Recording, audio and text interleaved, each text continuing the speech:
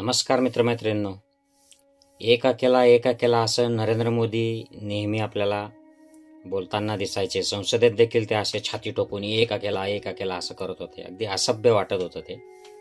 आणि त्यांचे भक्त मंडळी, त्यांचं सोशल मीडिया, गोदी मीडिया एका केला करत होते. मात्र अरविंद केजरीवाल जेलमधून बाहेर आले काल, आज. तर ह्या 2 दिवसामध्ये त्यांनी ज्या पद्धतीने माहोल जमवलेला आहे, ज्या पद्धतीने भाजप, मोदी, शहा यांच्यावर हल्ला केलेला आहे, त्याच्यावरून असं दिसतंय की एक अकेला केजरीवाल या सगळ्या मोदी, शहा यांच्या यंत्रणेला, दडपशाहीला भारी पडतो की काय. आणि त्यांनी अत्यंत महत्त्वाचे मुद्दे याच्यात उपस्थित केलेले आहेत. हे सगळ्यांनी ऐका, सगळीकडे हे प्रसारित करा आणि शेअर करा. आणि तुम्ही जर चॅनल सबस्क्राईब केलं नसेल तर चॅनल देखील सबस्क्राईब करा. जय हिंद, जय महाराष्ट्र. ये क्रश करना चाहते हैं प्रधानमंत्री जी आम आदमी पार्टी को.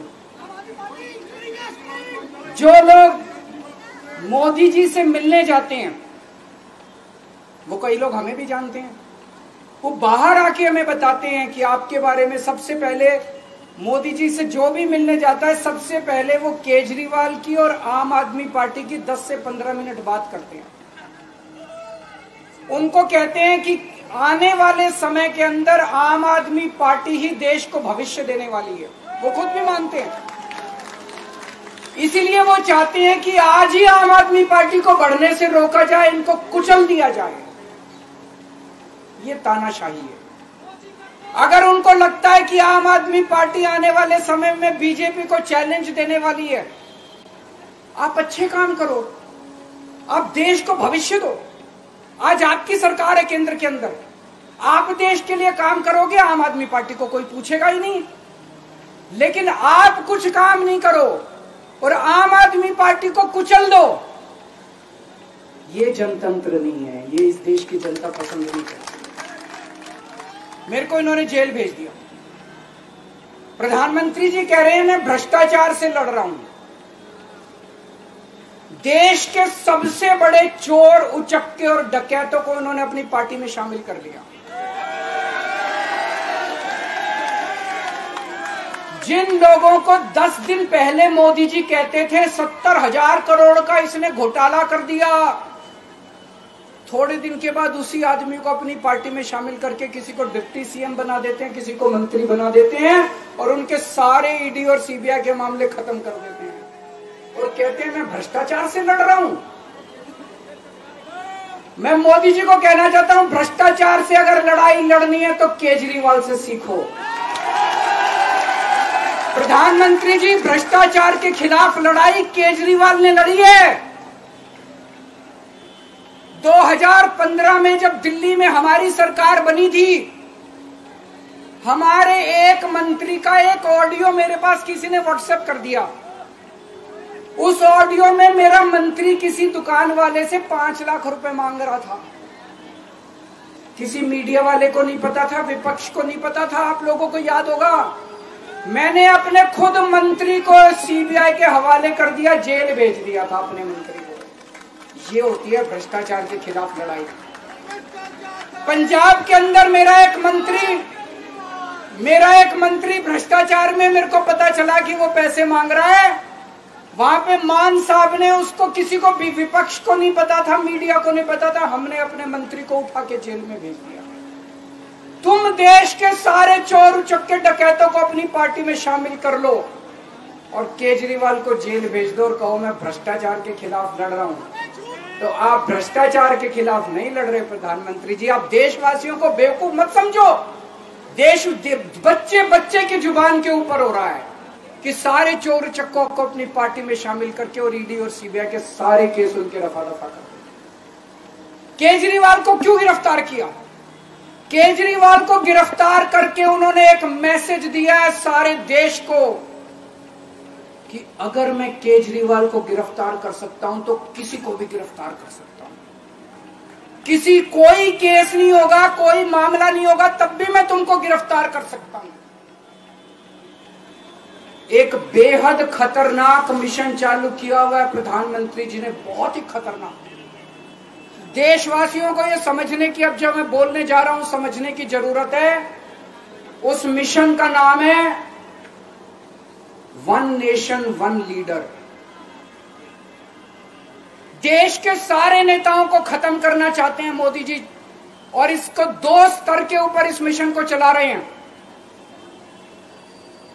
जितने विपक्ष के नेता हैं उनको जेल भेजेंगे, और जितने बीजेपी के नेता हैं उनको सबको निपटा देंगे, उनकी राजनीति खत्म करते जाएंगे, उनको सबको निपटाते जाएंगे।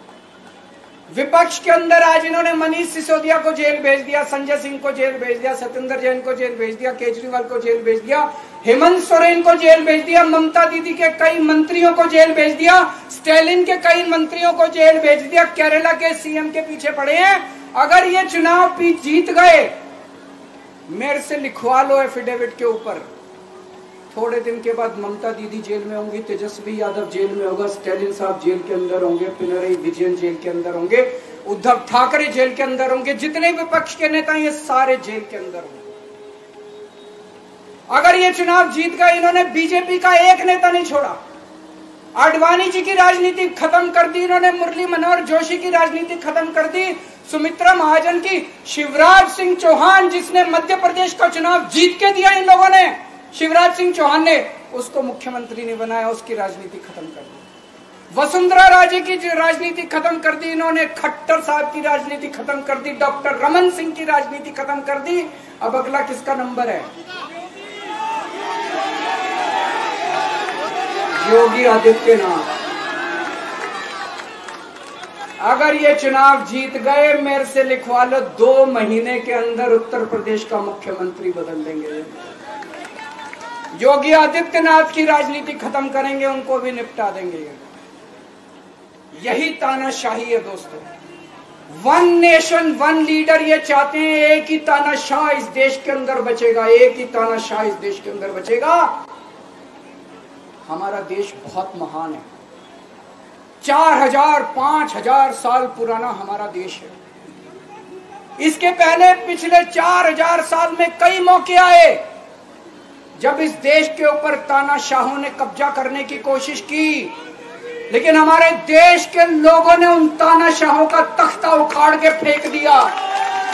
जब जब हमारे देश में ऐसा मौका आया कि तानाशाह ने हमारे देश के ऊपर कब्जा करने की कोशिश की, इस देश की जनता ने उसका तख्ता उखाड़ के फेंक दिया। आज एक तानाशाह इस देश से जनतंत्र खत्म करना चाहता है, आज एक तानाशाह इस देश से लोकशाही खत्म करना चाहता है। मैं पूरे तन मन धन से लड़ रहा हूं, संघर्ष कर रहा हूं उस तानाशाह के खिलाफ। 140 करोड़ लोगों का साथ चाहता हूं मैं। मेरे अकेले के करने से नहीं होगा। 140 आज मैं आप लोगों से भीख मांगने के लिए आया हूं, 140 करोड़ लोगों से, 140 करोड़ लोगों से भीख मांगने के लिए आया हूं। मेरे देश को बचा लो, मेरे भारतवर्ष को बचा लो, मेरा भारत बहुत महान है। इस तानाशाही से बचा लो मेरे दोस्त, मेरे देश को।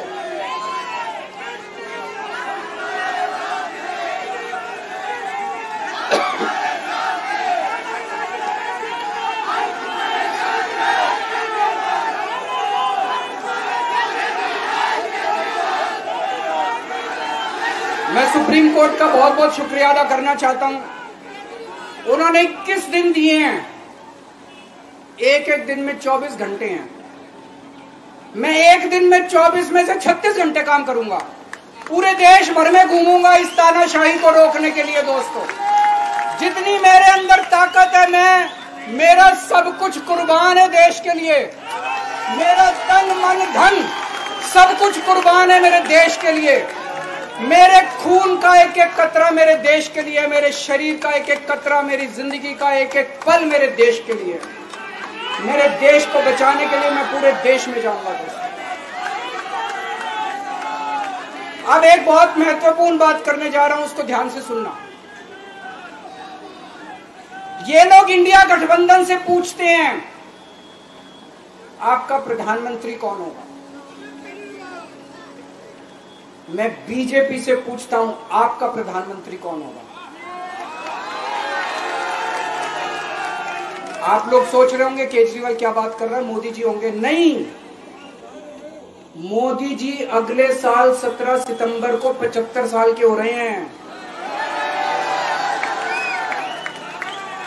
बीजेपी के अंदर मोदी जी ने 2014 में मोदी जी ने खुद ने रूल बनाया था कि बीजेपी के अंदर जो भी 75 साल का होगा उसको रिटायर कर दिया जाएगा। सबसे पहले आडवाणी जी को रिटायर किया गया, उसके बाद मुरली मनोहर जोशी जी को रिटायर किया गया, फिर सुमित्रा महाजन को रिटायर किया गया, फिर यशवंत सिन्हा को रिटायर किया गया। अब मोदी जी अगले साल 17 सितंबर को रिटायर होने वाले हैं। तो मैं बीजेपी से पूछना चाहता हूं, आपका प्रधानमंत्री का दावेदार कौन है? दोस्तों, अगले साल 17 सितंबर तक अगर इनकी सरकार बनी, तो उस पर भी आऊंगा मैं, अगर इनकी सरकार बनी तो पहले अगले 2 महीने में योगी जी को निपटाएंगे ये, और उसके बाद मोदी जी के सबसे खास अमित शाह को ये प्रधानमंत्री बनाएंगे। तो मैं लोगों को, देश के लोगों को आगाह करना चाहता हूं, मोदी जी अपने लिए वोट नहीं मांग रहे, मोदी जी अमित शाह को प्रधानमंत्री बनाने के लिए वोट मांग रहे हैं।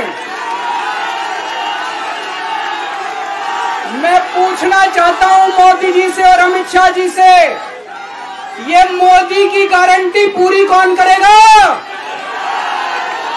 क्या अमित शाह मोदी की गारंटी पूरी करेंगे? जब आप अगर जो वैसे तो मेरे को लगता है, मैं भी आऊंगा उसके ऊपर, मुझे नहीं लगता इनकी सरकार बन रही है, लेकिन जो बीजेपी को वोट देने जाएं वो ये सोच के जाना कि आप मोदी जी के नाम पे वोट नहीं दे रहे, आप अमित शाह के नाम पे वोट दे रहे।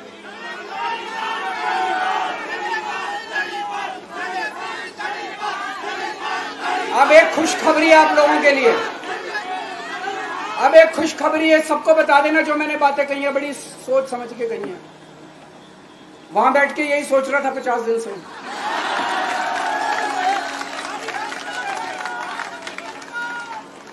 दोस्तों, पूरे देश के मेरे को बाहर निकले हुए 20 घंटे हो गए।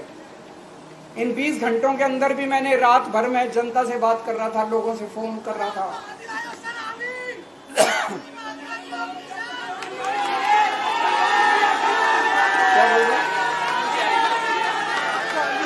रात को आंधी आई थी,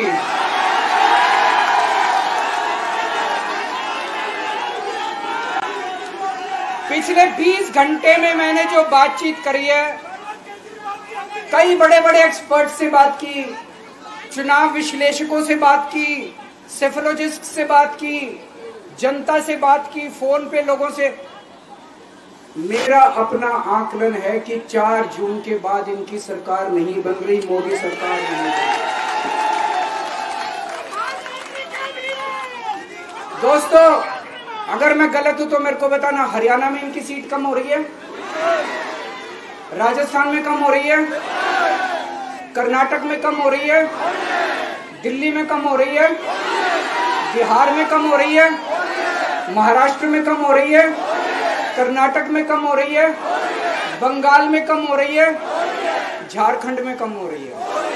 बढ़ कहां रही है? यूपी में कम हो रही है, बढ़ कहां रही है? बड़े एक भी जगह इनकी सीटें नहीं बढ़ रही हैं। मेरा अपना मानना है, और सट्टा बाजार में भी जो चल रहा है, इनकी 220 से 230 के बीच में सीट आ रही है, उससे ज्यादा सीट नहीं आ रही। मोदी सरकार नहीं बन रही है, केंद्र में इंडिया गठबंधन की सरकार बन रही है। आम आदमी पार्टी उस सरकार का हिस्सा होगी, दिल्ली को पूर्ण राज्य दिलाएंगे। दिल्ली का एलजी लोगों का एलजी होगा, दिल्ली का एलजी दिल्ली वालों का एलजी होगा। गुजरात से आया हुआ अभी, दिल्ली के लोगों का एलजी होगा, दिल्ली के लोगों का विकास होगा। एक और पॉइंट है, जब मैं जेल के अंदर था तो कुछ लोगों ने यह मुद्दा उठाया, केजरीवाल सीएम पद से इस्तीफा क्यों नहीं देता। दोस्तों, केजरीवाल को कभी किसी पद का लालच नहीं हुआ। मैं अब मंत्री, मुख्यमंत्री, प्रधानमंत्री ये सब बनने नहीं आया। इनकम टैक्स में कमिश्नर की नौकरी करता था। कमिश्नर की नौकरी छोड़ के दिल्ली की झुग्गियों के अंदर 1 नहीं, 2 नहीं, 3 नहीं, 10 साल तक मैंने दिल्ली की झुग्गियों के अंदर काम किया है, सुंदर नगरी और नंद नगरी की झुग्गियों के अंदर, इनकम टैक्स कमिश्नर की नौकरी छोड़ के। जब मेरे को दिल्ली की जनता ने पहली बार सीएम बनाया, असूलों के ऊपर 49 दिन के अंदर सीएम पद से इस्तीफा दे दिया था। एक चपरासी की नौकरी कोई नहीं छोड़ता। सीएम बनने के लिए लोग अपना दायां हाथ कटाने के लिए तैयार होते हैं। मैंने खुद से अपने आप सीएम की कुर्सी को लात मार दी थी 49 दिन के अंदर। मेरे लिए सीएम पद इंपॉर्टेंट नहीं है। आज मैंने सीएम पद से इस्तीफा क्यों नहीं दिया जेल जाने के बाद? दोस्तों, पिछले 75 साल में भारतवर्ष में इतने राज्यों के चुनाव हुए, इतने राज्यों के चुनाव हुए, दिल्ली के अंदर सबसे ऐतिहासिक बहुमत से आम आदमी पार्टी जीती। 55-56% वोट, एक बार 67 सीट, एक बार 62 सीट। इतने भारी बहुमत से आज तक कोई राज्य की सरकार 75 साल में नहीं जीती। इतने भारी बहुमत से जीतने के बावजूद झूठा केस, अब उनको पता है वो हमें हरा नहीं सकते दिल्ली के अंदर। उन्हें पता है अगले 20 साल तक दिल्ली में आम आदमी पार्टी को कोई नहीं हरा सकता। तो उन्होंने एक षड्यंत्र रचा, राजनीतिक षड्यंत्र रचा। केजरीवाल को झूठे केस में जेल भेज दो, केजरीवाल को इस्तीफा देना पड़ेगा, केजरीवाल की सरकार गिर जाएगी। उन्होंने ये षड्यंत्र रचा। मैंने कहा मैं भी इस्तीफा नहीं दूंगा। तुम अगर जनतंत्र को जेल में कैद करोगे तो जनतंत्र जेल से चला के दिखाएंगे। दोस्तों, सरकार भी जेल से चला के दिखाएंगे। कतई इस्तीफा, तुम्हारे ट्रैप में फंसने वाले नहीं हम। ये अगर हेमंत सोरेन साहब को भी इस्तीफा नहीं देना चाहिए था, जेल से सरकार चलानी चाहिए। अगर हमने इस्तीफा दे दिया, ये तो बड़ा अच्छा इनके लिए। जिस राज्य के अंदर ये चुनाव हारेंगे उसके मुख्यमंत्री को पकड़ के जेल में डाल दो, सरकार गिरा दो। उसके मुख्यमंत्री को पकड़ के जेल में डाल दो, सरकार। आज मैं अगर दिल्ली की जेल के अंदर रह के दिल्ली की जेल से इस्तीफा नहीं दे रहा, वो इस तानाशाही के खिलाफ संघर्ष कर रहा हूं, इसको समझ लेना। केजरीवाल को किसी पद का लालच नहीं है। सीएम तो 100 सीएम की कुर्सी देश के नाम कुर्बान है। मुझे पता चला मेरे जेल जाने से बहुत लोग भावुक हुए, खासकर मेरी माँ, बहनें, महिलाएं बहुत रोई। कईयों ने बहुत मन्नतें मांगी। मैं सबका बहुत बहुत शुक्रिया अदा करना चाहता हूं जिन लोगों ने अपनी दुआएं, करोड़ों लोगों ने अपनी दुआएं भेजी हैं। पूरी दुनिया भर से करोड़ों लोगों ने दुआएं भेजी। उन्हीं के आशीर्वाद का कमाल है कि आज मैं आप लोगों के बीच में हूं। आप लोग सब लोग सुखी रहें, देश खूब तरक्की करे, फले फूले, आप सब लोग खूब खुश रहें, ऐसी मेरी प्रभु से इच्छा है। भारत माता की।